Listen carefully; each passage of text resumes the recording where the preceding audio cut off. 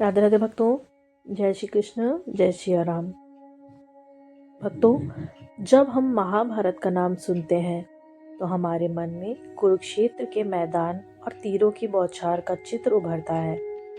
लेकिन क्या महाभारत केवल एक युद्ध की कहानी है? नहीं, यह कहानी है महाराज शांतनु की, उस भीष्म प्रतिज्ञा की जिसने आने वाले युगों की नींव हिला दी। यह कहानी है हस्तिनापुर के उस सिंहासन की जिससे बंद कर महान योद्धाओं ने अपनी नैतिकता को दांव पर लगा दिया। यह गाथा है गांधारी के त्याग की, कुंती के संघर्ष की, द्रौपदी के अपमान की और शकुनी के उस प्रतिशोध की जिसने पूरे वंश का अंत कर दिया। सत्यवती के प्रेम से लेकर कौरव पांडवों की जन्म, लाक्षागृह का षड्यंत्र, जुए के खेल में हार और अंत में कुरुक्षेत्र के उस भीषण संग्राम तक जहां स्वयं भगवान श्री कृष्ण ने भगवद गीता का ज्ञान दिया। आज के इस वीडियो में हम केवल युद्ध की बात नहीं करेंगे, बल्कि हम जिएंगे महाभारत की उस संपूर्ण गाथा को जो हमें सिखाती है कि इंसान का हर एक कर्म उसके भाग्य का निर्णय कैसे करता है। तो चलिए समय के इस चक्र को पीछे घुमाते हैं और शुरू करते हैं महाभारत की कथा। महाभारत विश्व का सबसे बड़ा महाकाव्य है। इसमें 1 लाख से अधिक श्लोक हैं, 18 भाग हैं। इसमें कथाएं, दार्शनिक विचार, लोक कथाएं, पुरानी परंपराएं, वंशावलियां सब कुछ समाहित है। महाभारत को महाकाव्य कहा जाता है। महाभारत के रचयिता महर्षि कृष्णद्वैपायन व्यास है। उन्हें वेद व्यास भी कहा जाता है क्योंकि उन्होंने वेदों का विभाजन कर मानवता को समझने योग्य बनाया। व्यास जी का जन्म यमुना और गंगा के संगम के पास द्वीप में हुआ था। उनकी माता सत्यवती थी जो कि एक मल्लाह कन्या थी। पिता पराशर ऋषि थे जो महान तपस्वी थे। इसी कारण उनका नाम पड़ा कृष्णद्वैपायन, अर्थात वह कृष्ण वर्णीय ऋषि जिनका जन्म द्वीप पर हुआ हो। व्यास जी को विश्व गुरु कहा जाता है।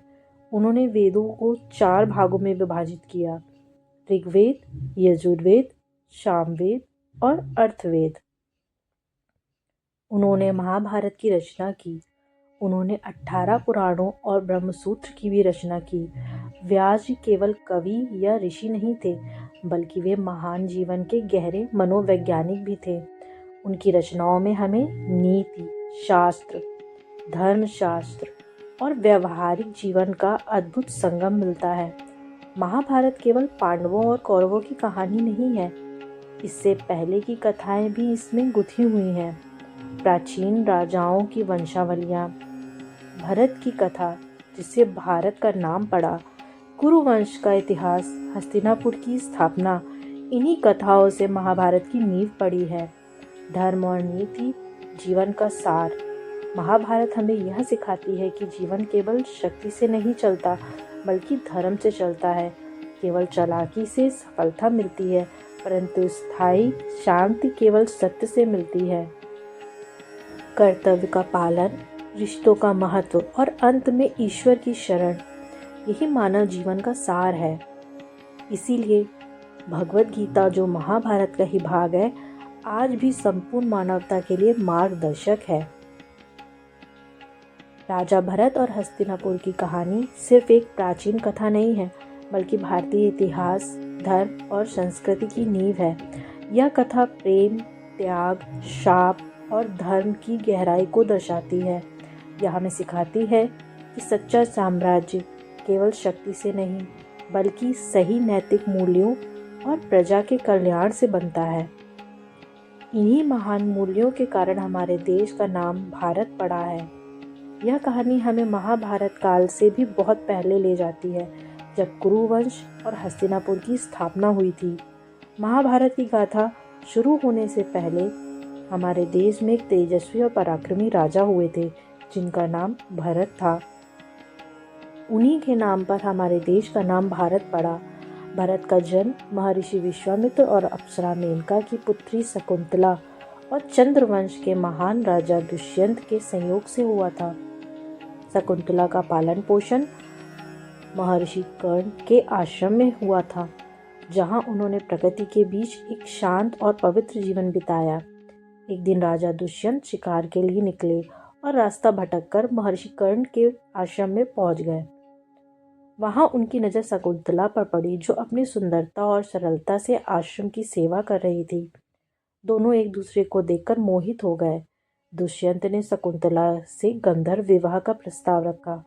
शकुंतला ने सहमति दे दी, लेकिन एक शर्त रखी, उनका पुत्र ही राजा दुष्यंत का उत्तराधिकारी बनेगा।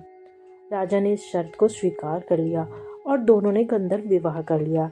राजमहल वापस लौटते समय दुष्यंत ने शकुंतला को अपनी पहचान के तौर पर अपनी एक कीमती अंगूठी दी और वादा किया कि वह जल्द ही उसे अपने राजमहल में ले जाएंगे। दुष्यंत के जाने के बाद शकुंतला उनके प्रेम में इतनी खो गईं कि एक दिन जब ऋषि दुर्वासा उनके आश्रम में आए तो वे उनका उचित सत्कार नहीं कर पाईं।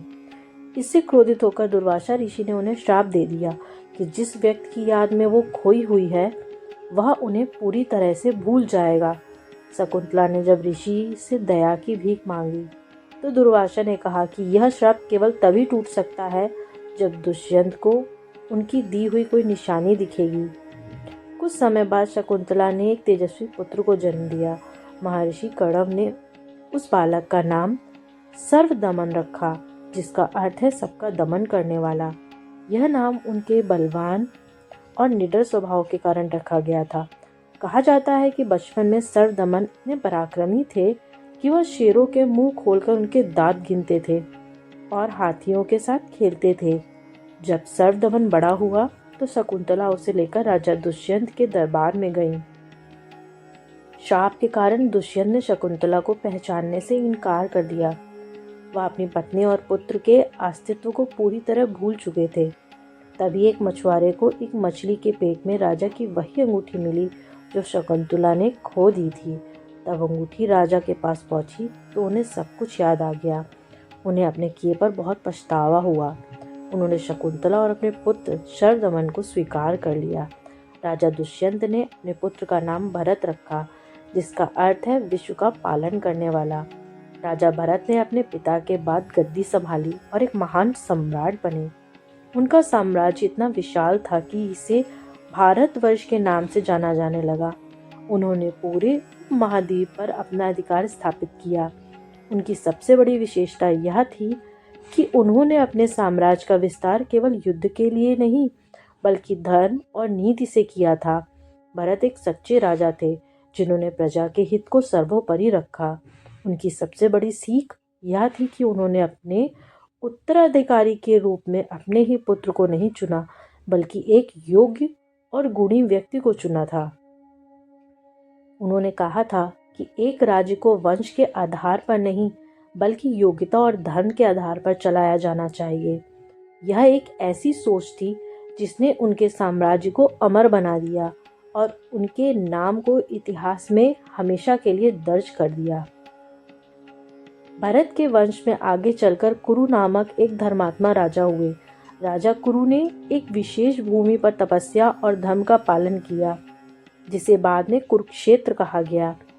उसी क्षेत्र में राजा हस्ति नामक एक और महान शासक ने एक नए नगर की स्थापना की, जिसका नाम हस्तिनापुर रखा गया। हस्तिनापुर बहुत जल्द ही एक विशाल और समृद्ध राजधानी बन गया। हस्तिनापुर केवल एक नगर नहीं था, बल्कि यह भारतीय संस्कृति और राजनीति का केंद्र बन गया। यह वह स्थान था जहाँ कुरु वंश के राजाओं का राज तिलक होता था। हस्तिनापुर ही कौरवों और पांडवों की राजधानी बना, जहाँ राजस भाएं आयोजित हुई और धर्म तथा राजनीति पर महत्वपूर्ण निर्णय लिए जाते थे। हस्तिनापुर में ही गुरु द्रोणाचार्य ने कुरु राजकुमारों को और पांडवों को शस्त्र और शास्त्र का ज्ञान दिया। यहीं पर महाभारत की कथा का बीज बोया गया। यह नगर केवल एक राजधानी नहीं था, बल्कि यह धर्म, नीति और नैतिकता का प्रतीक था।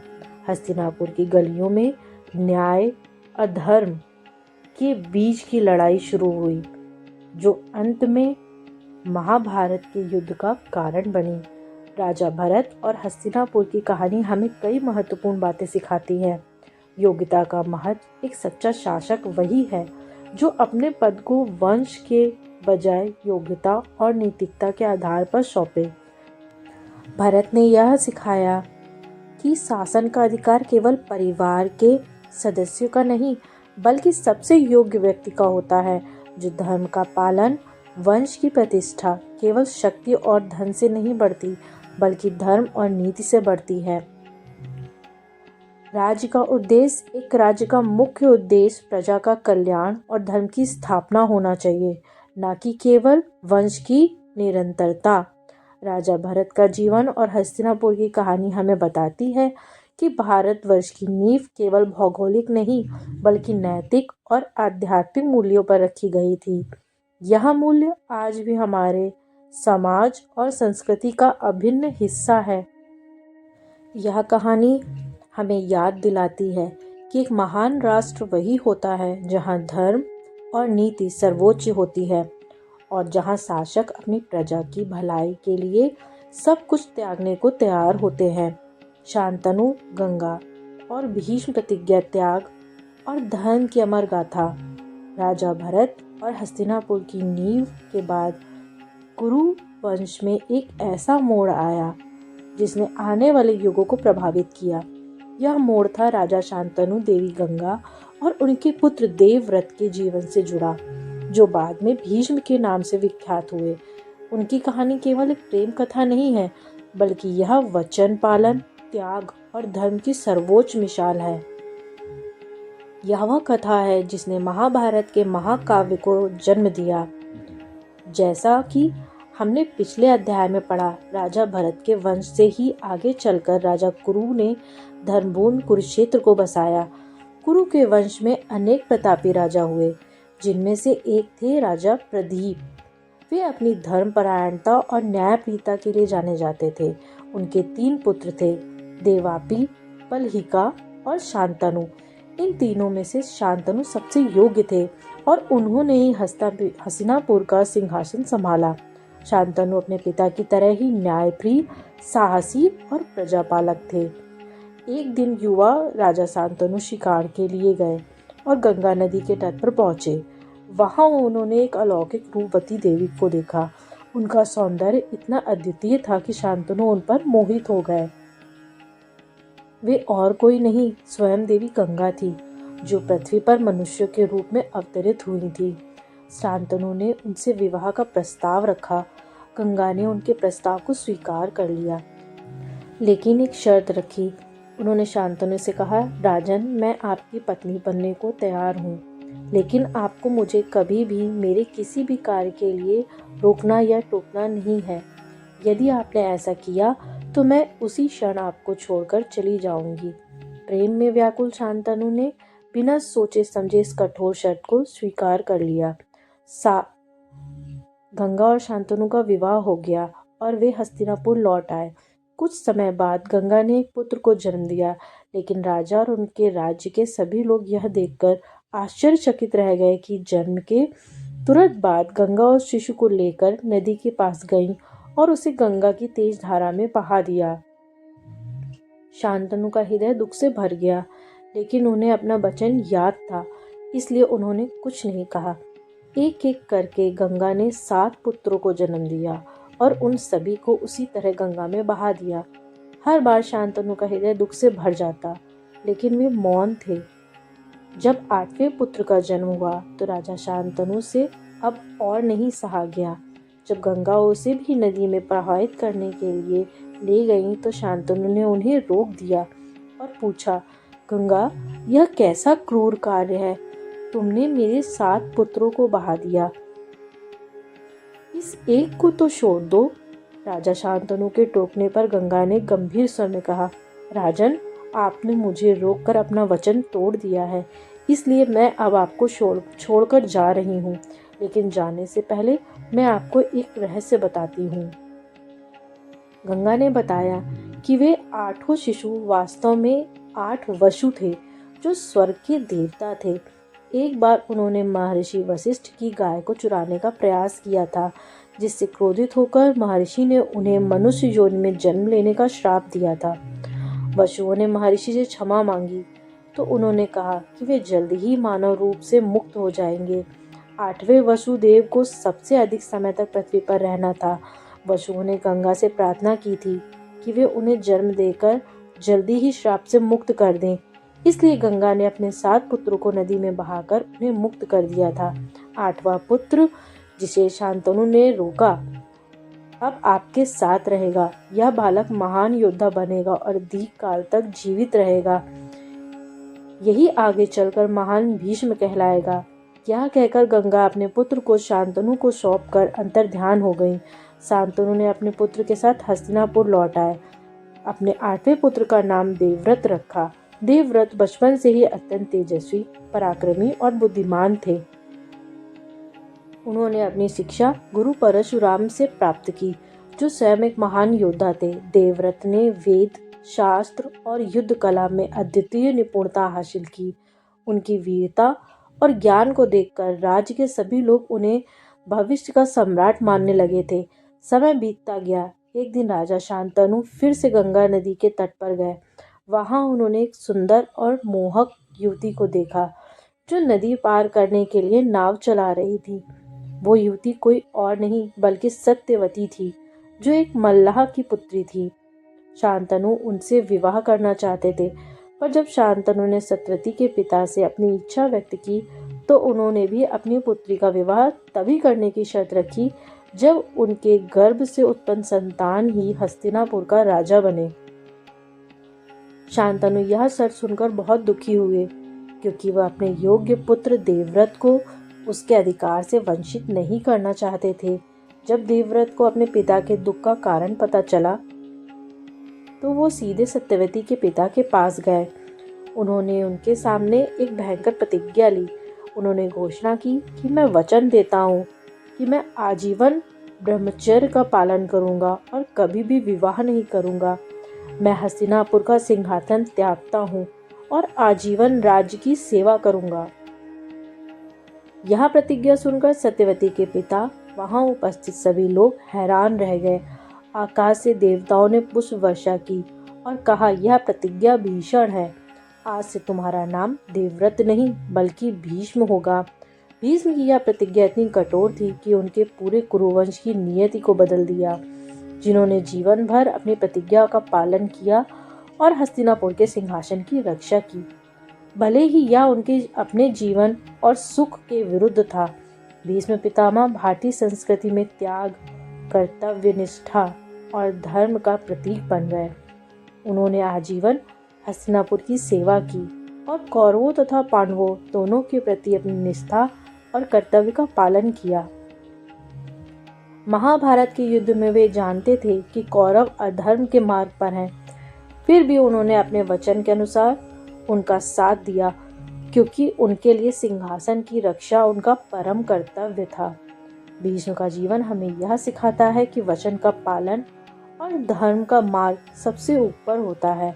उनका त्याग केवल व्यक्तिगत बलिदान नहीं था, बल्कि यह पूरे कुल के लिए किया गया एक ऐसा महान कार्य था जिसने उन्हें अमर बना दिया था। भीष्म पितामह आज भी हमें यह सिखाते हैं कि सच्चा गौरव पद या शक्ति से नहीं बल्कि सत्य, निष्ठा, धर्म और त्याग से प्राप्त होता है। जब भीष्म ने अपने पिता के सुख के लिए आजीवन ब्रह्मचर्य का पालन करने की प्रतिज्ञा ली तो देवताओं ने भी उनकी इस प्रतिज्ञा को भीषण कहकर सम्मान दिया। भीष्म ने न केवल अपना उत्तराधिकार छोड़ा बल्कि यह भी सुनिश्चित किया कि सत्यवती के पिता की शर्त पूरी हो। शांतनु ने भीष्म के इस महान त्याग को देखकर भावुक होकर उन्हें यह वरदान दिया कि वे अपनी इच्छा से ही मृत्यु को प्राप्त होंगे। शांतनु का विवाह सत्यवती से हुआ। सत्यवती, जो एक मछुआरे की पुत्री थी, रानी बनकर हस्तिनापुर आई। उनके 2 तेजस्वी पुत्र हुए, चित्रांगद और विचित्रवीर। दोनों ही वीर और पराक्रमी थे। शांतनु की मृत्यु के बाद हस्तिनापुर का सिंहासन चित्रांगद को मिला, जो अपने पिता के बाद राजा बने। चित्रांगद एक साहसी और महत्वाकांक्षी राजा थे। उन्होंने अपनी वीरता का परिचय देते हुए कई राज्यों को हराया और अपनी विजय की पताका फहराई। उनका यश चारों ओर फैल गया, लेकिन उनका शासनकाल बहुत छोटा था। एक दिन उन्हें एक ऐसी गंधर्व राजा से ने युद्ध के लिए चुनौती दी जिनका नाम भी चित्रांगद ही था। दोनों के बीच एक भयंकर और क्रूर युद्ध हुआ जो कई दिनों तक चला। अंत में गंधर्व ने हस्तिनापुर के राजा चित्रांगद को मार डाला। यह अप्रत्याशित घटना थी जो हस्तिनापुर को फिर से शोक में डुबा देती थी। चित्रांगद की मृत्यु के बाद उनके छोटे भाई विचित्रवीर को हस्तिनापुर का राजा बनाया गया। क्योंकि वो उस समय बहुत छोटे थे, इसलिए राजकाज का सारा भार भीष्म पितामह ही संभाल रहे थे। भीष्म ने अपनी प्रतिज्ञा के अनुसार पूरी निष्ठा के साथ अपने भाई और हस्तिनापुर की सेवा की। विचित्रवीर का विवाह नहीं हुआ था। जब वे विवाह योग्य हुए तो भीष्म ने उनके लिए योग्य वधुओं की तलाश शुरू की। उन्हें काशी के राजा की 3 अत्यंत सुंदर पुत्रियां अंबा, अंबिका और अंबालिका ने के स्वयंवर के बारे में पता चला। भीष्म स्वयं उस स्वयंवर में गए, वहां उपस्थित अन्य राजाओं को चुनौती दी और उन्हें युद्ध के में हराकर तीनों राजकुमारियों को बलपूर्वक हस्तिनापुर ले आए। यह घटना काशी स्वयंवर के नाम से प्रसिद्ध हुई और इसे भीष्म के पराक्रम के लिए याद किया जाता है। जब तीनों राजकुमारियां हस्तिनापुर पहुंची तो अम्बा ने भीष्म को बताया कि वह पहले से ही साल्व नामक राजा को अपना पति मान चुकी है। भीष्म ने अम्बा का सम्मान किया और उन्हें शाल्व के पास वापस भेज दिया, लेकिन शाल्व ने अम्बा को अस्वीकार कर दिया, जिससे अम्बा का जीवन दुख और अपमान से भर गया। वह बाद में भीष्म से अपने अपमान का बदला लेने के लिए प्रतिज्ञाबद्ध हुई। अंबिका और अंबालिका का विवाह विचित्रवीर से हुआ, लेकिन विचित्रवीर का स्वास्थ्य बहुत खराब रहता था और वे अल्पायु में ही किसी गंभीर रोग से पीड़ित होकर चल बसे। उन्होंने कोई संतान नहीं छोड़ी। वंश का संकट और नियोग का कठोर मार्ग आ गया। विचित्रवीर की मृत्यु के बाद हस्तिनापुर का सिंहासन पूरी तरीके से खाली हो गया। भीष्म, जिन्होंने आजीवन ब्रह्मचर्य की प्रतिज्ञा ली थी, राजा नहीं बन सकते थे। विचित्रवीर की कोई संतान भी नहीं थी और शांतनु के वंश को आगे बढ़ाने वाला भी कोई नहीं बचा था। राजवंश का अंत होता दिख रहा था। राजमाता सत्यवती, जो इस वंश को बचाने के लिए चिंतित थी, भीष्म से इस संकट का समाधान पूछा। उन्होंने भीष्म से कहा कि वे अपनी प्रतिज्ञा को त्याग दें और नियोग से अंबिका और अंबालिका के साथ संतान उत्पन्न करें ताकि वंश चलता रहे। लेकिन भीष्म ने अपनी प्रतिज्ञा के प्रति अटल रहते हुए ऐसा करने से साफ इनकार कर दिया। उन्होंने कहा कि उनके लिए वचन का पालन ही सबसे बड़ा धर्म है। तब सत्यवती ने एक और उपाय सोचा। उन्हें अपने पूर्व जीवन का एक रहस्य याद आया। विवाह से पहले वे एक मछुआरे की पुत्री थीं और उनकी नाव में एक महान ऋषि पराशर ने यात्रा की थी। उस यात्रा के दौरान पराशर ऋषि के आशीर्वाद से उनका एक पुत्र हुआ था, जो बाद में महान ऋषि वेदव्यास कहलाए। वेदव्यास ने अपनी माँ से वादा किया था कि जब भी उनको उनकी आवश्यकता होगी वे उनके सामने प्रकट हो जाएंगे। सत्यवती ने अपने तपस्या और स्मरण शक्ति के बल पर वेदव्यास को हस्तिनापुर बुलाया। वेदव्यास तुरंत अपनी माँ के सामने प्रकट हुए। सत्यवती ने उन्हें हस्तिनापुर के संकट के बारे में बताया और उनसे नियोग प्रथा के अनुसार अंबिका और अंबालिका के साथ संतान उत्पन्न करने का अनुरोध किया। वेदव्यास अपनी माँ की आज्ञा का पालन करने के लिए सहमत हो गए, लेकिन उन्होंने एक शर्त रखी। उन्होंने कहा कि उनका रूप अत्यंत भयानक है और जो भी स्त्री उनके साथ नियोग करेगी उसे 1 वर्ष तक उनकी तपस्या के तेज को सहन करना होगा। सत्यवती ने यह शर्त स्वीकार कर ली।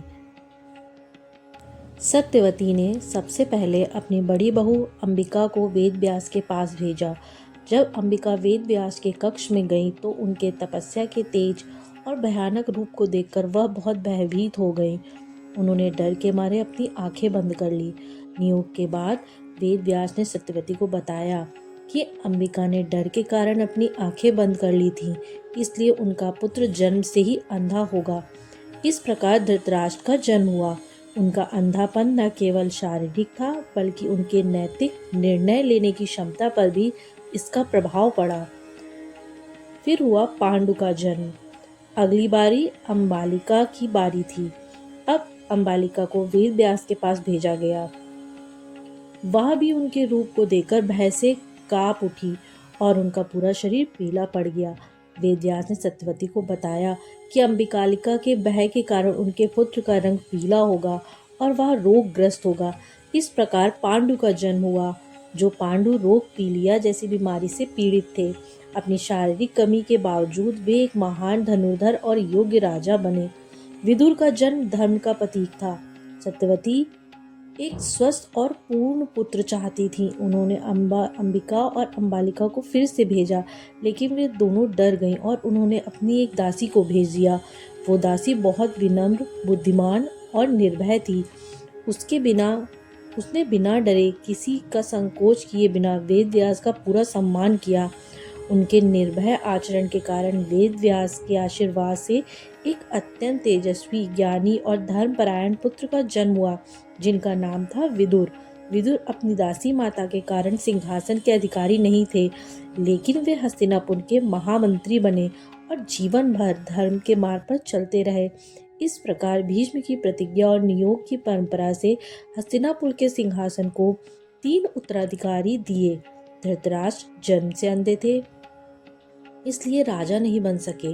उनकी पत्नी गांधारी ने भी पति के प्रेम में अपनी आंखों पर पट्टी बांध ली थी। उनके पुत्र कौरव कहलाए, जिनमें दुर्योधन सबसे बड़ा था। पांडु शारीरिक रूप से कमजोर थे, लेकिन अपनी योग्यता के कारण राजा बने। उनकी 2 पत्नियां कुंती और माद्री थी। उनके पुत्र पांडव कहलाए, जिनमें युधिष्ठिर सबसे बड़े थे। विदुर दासी पुत्र होने के कारण राजा नहीं बन सकते थे, लेकिन वे अपनी बुद्धिमत्ता और धर्मनिष्ठा के कारण महाभारत के सबसे महत्वपूर्ण पात्रों में से एक बने। यहीं से कौरवों और पांडवों के बीच सत्ता का संघर्ष शुरू हुआ, जो अंततः महाभारत के महायुद्ध का कारण बना। नियोग की परंपरा ने वंश को तो बचा लिया, लेकिन इसके परिणाम स्वरूप जन्मे पुत्रों की कमियों और अलग अलग माताओं से जन्म लेने के कारण एक ऐसे गृह युद्ध की नींव रखी, जिसने पूरे राजवंश को नष्ट कर दिया। भक्तों, यह थी कथा भरतवंश के उस मोड़ की, जहां भीष्म की प्रतिज्ञा ने सिंहासन की दिशा बदल दी और नियोग की शक्ति से धृतराष्ट्र, पांडु और विदुर का जन्म हुआ। लेकिन क्या ये तीनों भाई हस्तिनापुर के भविष्य को संभाल पाएंगे? क्या भीष्म पितामह के संरक्षण में पलने वाली ये 3 बालक धृतराष्ट्र, पांडु और विदुर भारतवर्ष का इतिहास रचेंगे? तो इसका अगले भाग में हम जानेंगे।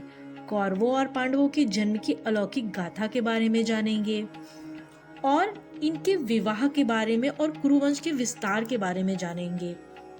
ऐसी और पौराणिक कथाओं के लिए जुड़े रहिए हमारे साथ। वीडियो को शेयर करें, लाइक करें और मेरे चैनल को सब्सक्राइब भी करें, ताकि अगला भाग आपसे मिस ना हो जाए। मिलते हैं अगले वीडियो में। तब तक के लिए राधे राधे, जय श्री कृष्ण, जय श्री राम, धन्यवाद।